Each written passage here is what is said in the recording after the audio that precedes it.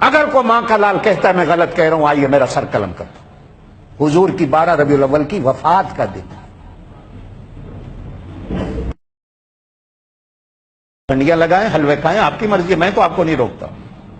حضور کی پیدائش 9 ربیع الاول کی، کچھ لوگوں نے لکھا 8 ربیع الاول کی، کچھ لوگوں نے لکھا 12 ربیع الاول، لیکن پوری امت کی علماء کا اتفاق ہے کہ حضور کی وفات 12 کو ہوئی۔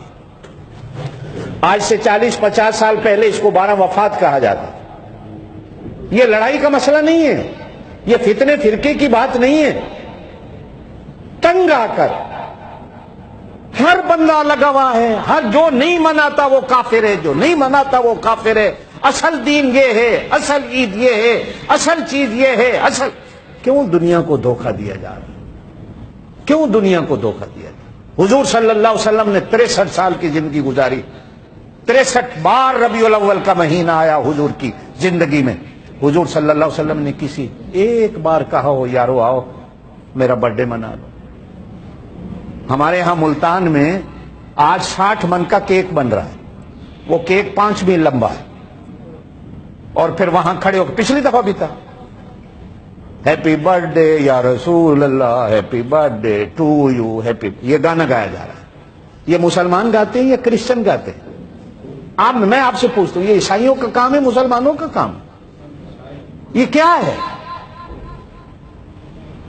کھیڑ تماشا ہے، نبی کی ذات کو بھی کھیڑ تماشا بنا دیا۔ اگلی بات سنو، جس طرح عورت پر پردہ ہے، عورت کی آواز پر بھی پردہ ہے۔ عورت کی آواز کو بھی غیر محرم نہیں سن سکتا، حرام ہے۔ اگر کہو میں مسئلہ غلط کروں، عورت کی آواز بھی غیر محرم نہیں سن سکتا۔ یہ جو نعتیں پڑھ رہی ہیں عورتیں ٹی وی پہ آ کر، مولوی مجلسوں میں بیٹھے ہوئے ہیں، نوجوان لڑکیاں نعتیں پڑھ رہی ہیں، کوئی کہنے والا کوئی نہیں کہ شریعت میں حرام ہے، کوئی کہنے والا کوئی نہیں۔ اور جو روکتا ہے یہ نبی کی میلاد کو نہیں مانتا۔ او اللہ کے بندو، یہ گناہ ہے۔ عورت کی آواز دوسرے مرد کے لیے سننا حرام ہے۔ نعت خوانیاں ہو رہی، ہمارے ہاں تو بڑی بچیاں پڑھتی ہیں، ہم تو ان کے قرآن کے ختم پر ان کو نہیں بٹھاتے کہ قرآن ہمیں سنا لو،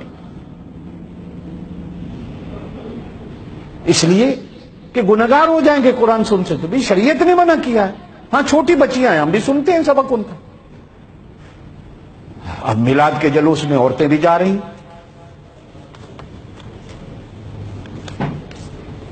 شہروں میں مدینہ پاک کا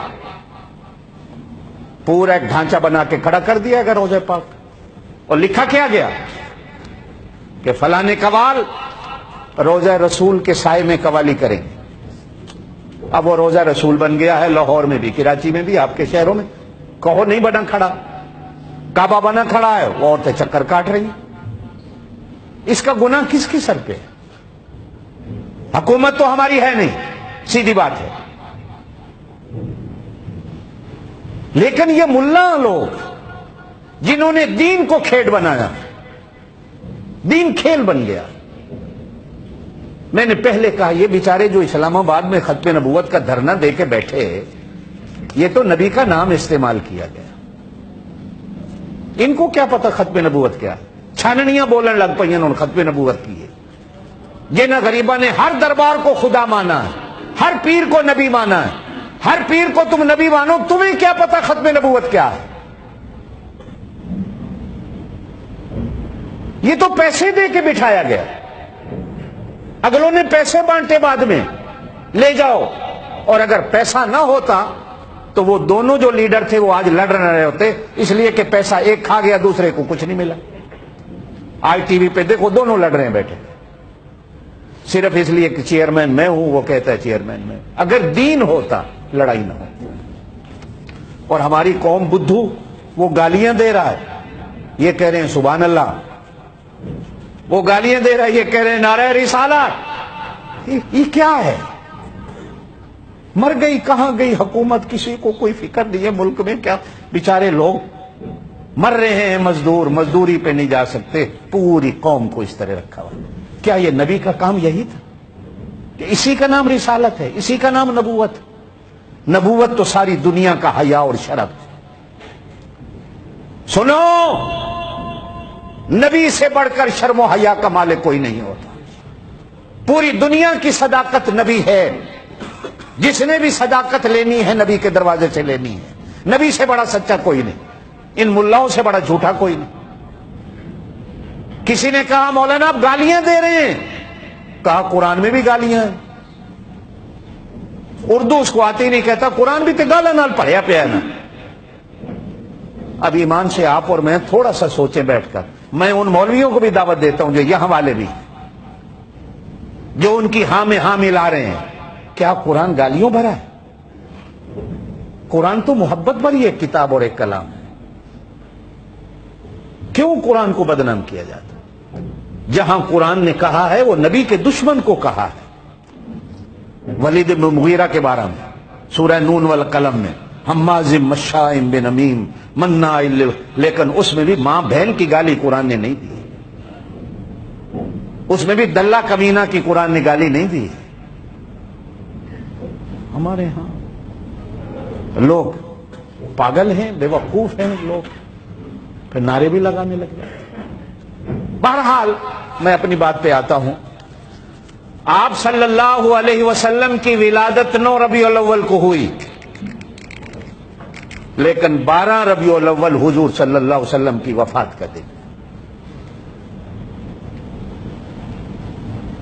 آپ صلی اللہ علیہ وسلم کی ولادت 8 ربیع الاول کو ہی جن لوگوں نے لکھا، لیکن وہ بھی کہتے ہیں کہ آپ صلی اللہ علیہ وسلم کی وفات 12 ربیع الاول کو ہوئی، اور جن لوگوں نے یہ لکھا کہ حضور کی ولادت 12 ربیع الاول کو ہوئی، انہوں نے بھی لکھا کہ حضور کی وفات بھی 12 کو۔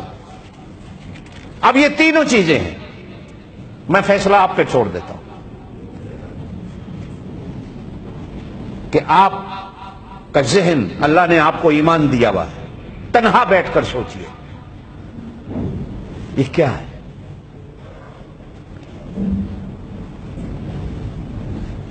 وفات کا دن آپ اگر اس طرح مناتے ہیں تو جی بسم اللہ، پھر منائیے، یہ آپ کی مرضی۔ ہاں، اگر پیدائش کے دن پر امت کا اتفاق ہوتا، پہلی بات، پھر حضور کی 63 سال کی زندگی میں وہ دن 63 بار آیا، حضور نے ایک بار کہا ہوتا یارو آؤ میرا برتھ ڈے ہے۔ ابو بکر صدیق نے 2 سال 4 مہینہ خلافت کی، 2 بار 12 ربیع الاول آیا۔ حضرت ابو بکر صدیق نے ایک بار کہا ہوتا یارو آؤ آج 12 ربیع الاول ہے، نبی کی برتھ ڈے مناتے ہیں۔ حضرت فاروق اعظم رضی اللہ تعالیٰ عنہ کا 10 سال زمانہ خلافت گزرا، 10 سال میں 10 بار 12 ربیع الاول آئی، ایک بار حضرت عمر نے کہا ہو یارو آؤ آج نبی کا برتھ ڈے مناتے ہیں۔ حضرت عثمان غنی کا 12 سال خلافت کا زمانہ رہا، 12 سال میں 12 بار ربیع الاول آئی، حضرت عثمان غنی نے ایک بار کہا ہو یارو آؤ نبی کا برتھ ڈے مناتے ہیں۔ حضرت علی کا زمانہ خلافت 4 سال رہا، 4 بار ربیع الاول آئی، ایک بار حضرت علی نے کہا ہو۔ حضرت حسن کا زمانہ خلافت 6 مہینے کا رہا، ایک بار ربیع الاول آئی، حضرت حسن نے کہا ہو یارو آؤ نبی کا برتھ ڈے مناتے ہیں۔ حضرت امیر معاویہ کا زمانہ خلافت 20 سال تک رہا، حضرت امیر معاویہ نے ایک بار 20 سال میں کہا ہو یارو آؤ نبی کا برتھ ڈے مناتے ہیں۔ پھر 150 سال تک زمانہ خلافت رہا بنو امیہ کا، پھر 300 سال تک بنو عباس کا رہا، پھر درمیان میں 150 سال رہا۔ ہاں، ایک بادشاہ آیا 600 سال کے بعد، وہ بھی کون؟ بادشاہ ہے۔ کون آیا؟ زور سے کون آیا؟ بادشاہ آیا بغداد کا۔ وہ بادشاہ بھی وہ تھا شرابی، کبابی، زانی۔ حضور کے 600 سال کے بعد یہ 12 ربیع الاول کا دن اس نے ابتدا کی۔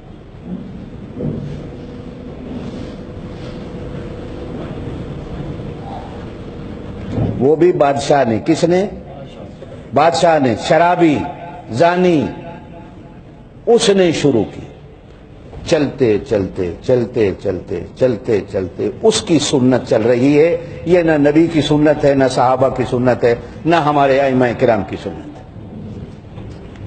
اب آپ کی مرضی ہے، آپ بادشاہوں کے طریقوں پہ چلتے ہیں تو چلیے جی بسم اللہ، کلمہ نبی کا پڑھا ہے، بادشاہ کا نہیں پڑھا۔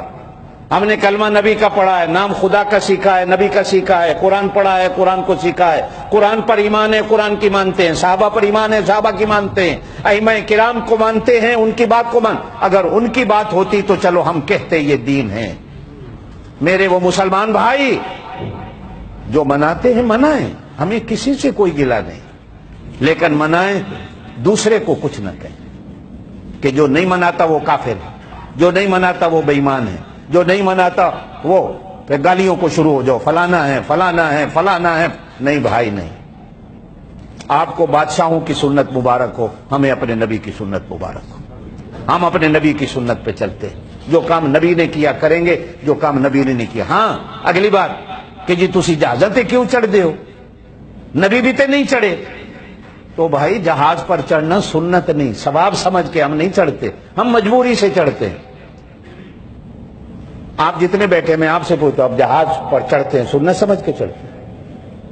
یہ گھڑیاں کیوں؟ او بھائی گھڑی مجبوری ہے، یہ سنت تو نہیں ہے، ہم نے کبھی اس کو ثواب سمجھ کے نہیں پہنا۔ آخر جی تسی بریانی کیوں کھاندے ہو؟ صحابہ نے نہیں کھائی تو تم کیوں کھاتے ہو؟ او بھائی صحابہ نے یا ہم نے بریانی ہم کبھی ثواب سمجھ، ہم تو مجبوری پیٹ بھرنا ہے، جو مل گیا جی بسم اللہ، اللہ کا دیا ہوا رزق، ہم نے کبھی ثواب سمجھ کر بریانی نہیں کھائی۔